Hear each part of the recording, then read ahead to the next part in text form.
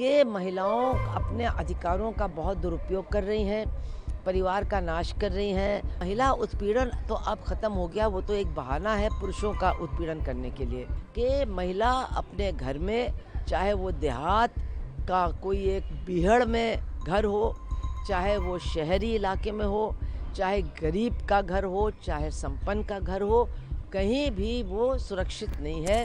हरियाणा में हुए मनीषा हत्याकांड का मामला पुराना नहीं हुआ था कि उत्तर प्रदेश से भी दिल दहला देने वाली घटना सामने आई है। ग्रेटर नोएडा के सिरसा गांव में 26 साल की निकी को दहेज के लिए जिंदा जलाकर मार दिया गया। इस घटना का वीडियो तेजी के साथ वायरल हो रहा है, जिसमें मृतका आग की लपटों से खुद को बचाने के लिए गुहार लगाती नजर आ रही है। इस केस ने हर किसी को हैरान कर दिया है। लोगों में गुस्सा है, हर कोई निकी के लिए इंसाफ की मांग कर रहा है। अब इस पूरे मामले पर सीपीआई-एम की नेता सुभाषिनी अली का बयान आया है। क्या कुछ कह रही हैं वो, चलिए आपको सुनवाते हैं।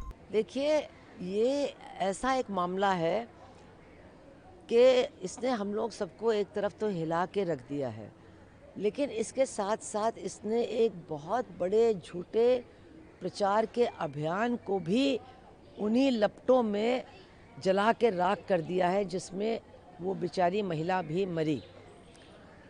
एक अभियान चल रहा है कई महीनों से या 1-2 सालों से कि महिलाओं अपने अधिकारों का बहुत दुरुपयोग कर रही हैं, परिवार का नाश कर रही हैं, पुरुषों का उत्पीड़न कर रही हैं। और महिला उत्पीड़न तो अब ख़त्म हो गया, वो तो एक बहाना है पुरुषों का उत्पीड़न करने के लिए। और इस प्रचार अभियान के चलते महिलाओं की स्थिति और भी दर्दनाक हो गई थी हमारे समाज में।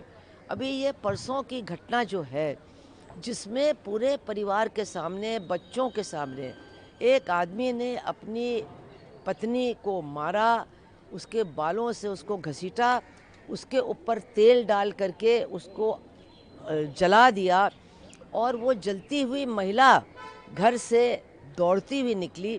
उसकी बहन भी उसी परिवार में उसका विवाह हुआ है, वो कह रही उसके साथ भी इसी तरह का उत्पीड़न होता है।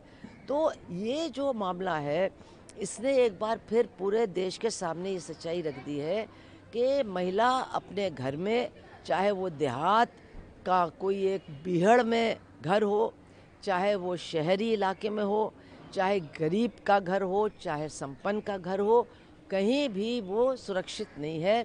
घर के बाहर भी सुरक्षित नहीं है, घर के अंदर भी सुरक्षित नहीं है। तो महिलाओं की सुरक्षा के लिए जो कानून बने हैं, उनको और भी ज़्यादा सख्ती से लागू करने की ज़रूरत है। और गृह मंत्री, आज पूरे देश में एक ही बड़ा सवाल है कि कोई भी राजनीतिक अपराधी हो, चाहे मंत्री हो, चाहे मुख्यमंत्री हो, वो तब तक अपराधी है, तब तक अपराध के घेरे में है, तब तक ईडी उसकी नज़र में है, जब तक कि वो विपक्ष में है। जैसे ही वो भारतीय जनता पार्टी में शामिल होता है, सारे मुकदमे वापस हो जाते हैं और वो बिल्कुल उजला और सफ़ेद बन करके जनता के सामने प्रस्तुत किया जाता है। और इसके सबसे बड़े उदाहरण तो हमारे उत्तर प्रदेश के मुख्यमंत्री जी हैं, जिन्होंने मुख्यमंत्री बनने के तुरंत बाद अपने ही ऊपर जितने मुकदमे थे उनको समाप्त करने का काम किया। कोई ऐसा नहीं कह रहा है कि अगर किसी का अपराध साबित हो गया है तो उसको कुर्सी पर रहना चाहिए, लेकिन आप केवल एक इल्ज़ाम लगा करके किसी को जेल भेज दें। आप जानते हैं कि हमारे देश में ऐसे लोग भी जेलों में 5-5, 7-7 साल से बंद हैं, जिनके ऊपर आज तक इल्ज़ाम भी नहीं लगाया गया है। तो ये जो तरीका है, ये समाप्त होना चाहिए। अगर कोई अपराधी है तो जल्दी चार्जशीट फाइल होनी चाहिए और उसके जुर्म को प्रमाणित किया जाना चाहिए। फिलहाल आप कैसे देखते हैं पूरी खबर को, कमेंट बॉक्स में लिखना और पेज को फॉलो करना, चैनल को सब्सक्राइब करना बिल्कुल भूलिएगा। धन्यवाद।